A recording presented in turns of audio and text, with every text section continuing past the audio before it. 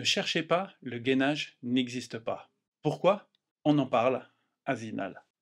Cerzinal, c'est une course de montagne de 31 km pour 2200 mètres de dénivelé positif, qui se déroule où? Dans les Alpes valaisannes, à quelques encablures du laboratoire Volodalen. Cette course, elle relie la ville de Sierre, en Suisse, au village de Zinal, une course mythique qui fêtait sa 50e édition en août 2023. Ce petit paradis valaisan nous offre des images de rêve qui nous permettent de comprendre pourquoi le gainage, ça n'existe pas. Je précise mon propos.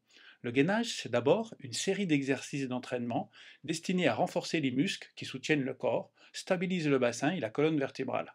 En anglais, qui donne une définition plus précise, on parle de training, de core training. Core signifie le trognon, la partie la plus profonde de la paume ou du corps. Core, C-O-R-E. En travaillant le gainage, on rend fort, selon la théorie, les muscles les plus profonds du corps.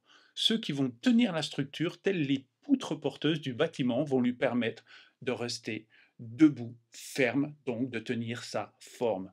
Grâce au core training, on gagne en core stability, donc en stabilité de l'axe du corps. Le corps ainsi stabilisé, il gagnerait en efficacité, donc en capacité à transmettre les forces internes ou à s'opposer aux forces externes, de manière à imposer sa position et sa coordination. Ce faisant, le gainage serait toujours, selon la théorie, facteur de performance et de prévention des blessures. Un corps bien tenu, c'est un corps efficace et puis en pleine santé. Voilà pour la théorie qui relie force des muscles profonds, mouvement et coordination. Maintenant, je vous propose de passer à la pratique. On est à quelques centaines de mètres de l'arrivée de la course de Cerzinal. Le premier et le second homme sont déjà arrivés. Le troisième va pas tarder à débarquer. Il s'appelle Kevin Kibet. Il est kényan. On le voit courir ici, loin devant le quatrième de l'épreuve, le français Sylvain Cachard. À 4 km de la fin de course, à l'intermédiaire de Barneza, Sylvain subit un retard de 1 minute 53 sur Kevin. Autant dire que les carottes sont cuites. Pour revenir, il lui faudra rattraper 30 secondes par kilomètre. C'est réglé pour tout le monde, les commentateurs aussi. Enfin, pas tout à fait. Dans la partie la plus pentue de la descente, on voit ça. Un missile revient de l'arrière et dépasse Kevin sans sourciller. Le missile, c'est Sylvain. Et là, regardez. Regardez bien les foulées des deux coureurs. Sylvain, le français, bien campé sur ses appuis, bassin stable, au centre, les jambes comme des lianes, souples et solides à la fois, vont chercher les appuis pour avancer. Kevin, le Kenyan, tangue. On peut même dire qu'il part à volo. Son bassin navigue de droite et de gauche. Regardez ce côté gauche du corps qui s'est plus aligné, ses genoux qui dansent la salsa, cette position en angle par rapport à la pente. Il ne court plus, il lutte contre la chute. Il survit. On fait simple. À ce moment-là de la course, Sylvain est stable, corps gainé, efficace, il trace. Kevin est instable, corps et mouvement démantibulés, il subit.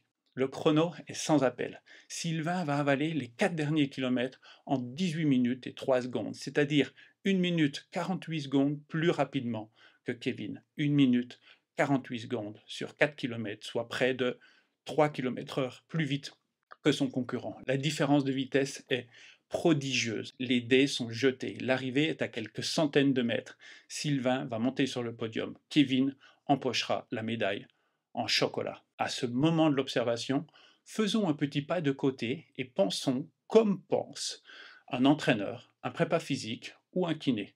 On voit que Kevin est cuit, mais on ne sait pas bien si l'athlète subit parce qu'il a mal géré sa course et a juste épuisé son stock énergétique, au point de perdre complètement sa coordination, ou s'il a oublié de renforcer ses muscles. Si on retient la seconde hypothèse, on conclut que Kevin devrait travailler son gainage. Un bassin qui se promène, ce sont des muscles trop faibles. Dixit, nos définitions préalables du gainage. Alors, en avant les abdos, l'exercice de la planche et du pont. Kevin, on va renforcer ses abdos, tes spinaux, tes obliques, ton plancher pelvien, puis tout ce qui va bien. Et tu verras, l'an prochain, on compte sur toi pour le podium parce que pour cette année, visiblement, c'est grillé. Grillé?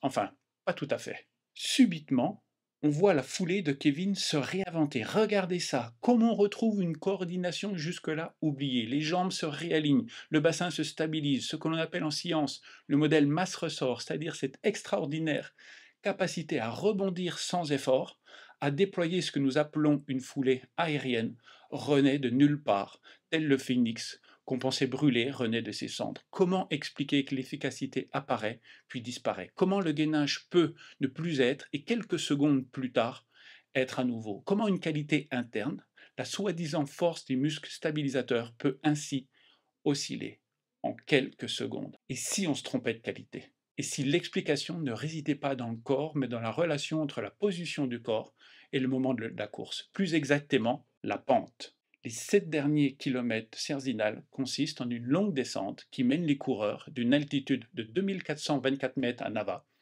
à 1675 mètres à Zinal. Les coureurs avalent donc 749 mètres de dénivelé en 7 kilomètres, soit une pente moyenne de 10 à 11%. Dans les 4 derniers kilomètres, Sylvain revient à bloc. À ce moment-là, la pente moyenne approche 12-13% avec des pointes à plus de 35%. Pourquoi parler de la pente ainsi? Car en descente, on peut envoyer les épaules en avant et profiter ainsi de l'accélération autorisée par la pesanteur. L'avantage, il est certain. On va plus vite quand la pesanteur court avec nous. Mais en descente, il y a un risque. Se prendre les pieds dans le tapis ou alors laisser la tête, les épaules trop s'envoyer en l'air. On se retrouve ainsi vite la tête dans le gravier. Pour éviter de chuter dans une pente raide, le coureur doit changer son équilibre, amener les épaules en arrière, mettre le pied en avant et ralentir pour ne pas tomber. Or, dans une course, là, je ne vais rien vous apprendre en vous disant que partant d'une vitesse donnée, celui qui ralentit moins, c'est celui qui gagne. Sylvain ralentit moins quand la pente est raide et le sol technique. Kevin ralentit moins ou accélère plus, c'est selon, quand la pente s'adoucit. Et c'est précisément autour de 10% de pente que les différentiels s'opèrent. Pourquoi? C'est une question de terrien et d'aérien. Le laboratoire Volodalen a montré combien on pouvait distinguer deux types de foulées. Les foulées dites aériennes trouvent leur efficacité dans le modèle d'étirement-renvoi des muscles, ou plus exactement un modèle qu'on appelle en science le modèle masse-ressort. Les masses du corps viendraient tendre les ressorts des tendons et des muscles, ressorts qui, une fois tendus, viendraient se détendre en fin d'appui puis permettre au coureur de voler de pas en pas. Tout l'inverse du modèle terrien basé sur la capacité du muscle à amortir, rester bas à l'appui et pousser vers l'avant. On parle de modèle de la poulie pour signifier le mouvement circulaire des articulations qui a pour rôle de tenir le centre de masse du coureur proche du sol. Le terrien est un coureur plus rasant, l'aérien un coureur plus bondissant. Mais Volodalen a aussi montré que cette impulsion musculaire allait de pair avec une prédominance pour un équilibre postérieur ou antérieur selon le terrain. Autrement dit, l'aérien, il est supérieur quant à sa capacité à tenir avec ses épaules vers l'avant, donc tout son poids plus longtemps devant. Pourquoi?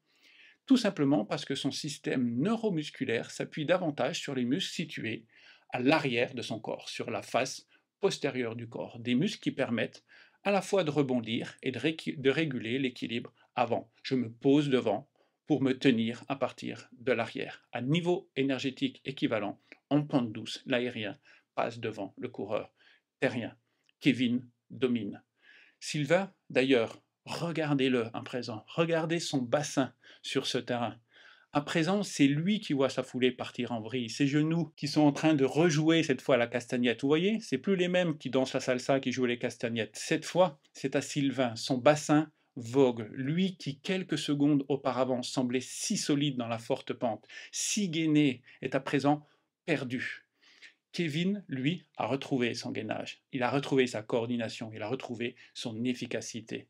Regardez combien il est redevenu un aérien aligné, rythmé, efficace. On a même du mal à se dire qu'il s'agit du même homme, celui qu'on avait envie d'aider quelques minutes auparavant, tant on voyait le bateau couler. Quand vous voyez cela, vous ne pouvez plus croire que le gainage, ça existe. Non, le gainage n'existe pas. Enfin, pas comme on l'entend. Il n'y a pas de lien entre force musculaire des muscles qui serait dédiée au maintien du corps et la consistance d'un corps en mouvement. Le gainage, c'est la coordination. La coordination, c'est un lien entre un cerveau et des muscles, entre une commande nerveuse qui dépend de programmes moteurs précablés et des muscles dont l'action dépend de leur position géographique dans le corps. Aérien égale équilibre avant grâce à une action des muscles arrière. Terrien égale équilibre arrière grâce à une action des muscles avant. On bouge devant quand on s'équilibre derrière, on est aérien.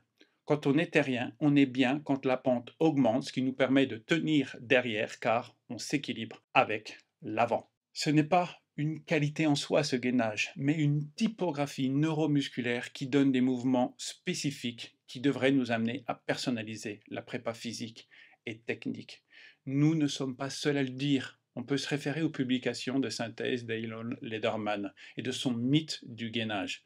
Le chercheur londonien passe en revue les idées non démontrées sur les soi-disant liens entre force musculaire, gainage, efficacité du geste, soins et prévention des blessures. Sauf dans de rares cas associés à une fonte musculaire drastique, le chercheur montre combien ces liens n'existent pas. Gainage, équilibre, coordination, proprioception sont des mots poulpes qu'on tord dans tous les sens. On ferait mieux d'exprimer combien un cerveau donné s'appuie préférentiellement sur des masses musculaires données pour générer des postures et des mouvements personnels. On comprendrait alors combien nos mouvements, notre foulée, comme celle de Kevin, comme celle de Sylvain, s'accordent mieux à certains terrains, certaines pentes, certains exercices de préparation. C'est ce que nous appelons la personnalisation de la préparation par les préférences motrices. C'est notre expertise au quotidien. On s'entraîne, on n'entraîne pas Sylvain comme on entraîne Kevin. Pourquoi? Tout simplement parce qu'ils ne sont pas connectés à l'identique. Donc ils n'expriment pas les mêmes qualités à un moment donné de leur course. Gainage terrien n'est pas gainage aérien. Exercices terriens ne sont pas exercices aériens. C'est notre quotidien au laboratoire Volodalen. On trouvait sympa de vous en proposer une analyse à partir de ces magnifiques images de terrain un jour à Zinal.